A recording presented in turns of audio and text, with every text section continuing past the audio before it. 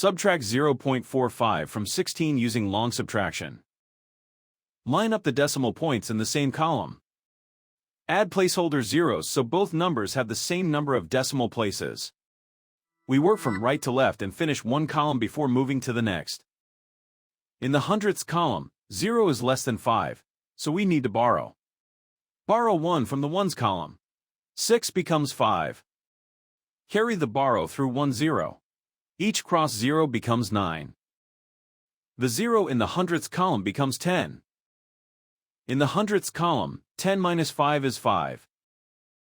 In the tenths column, 9 minus 4 is 5.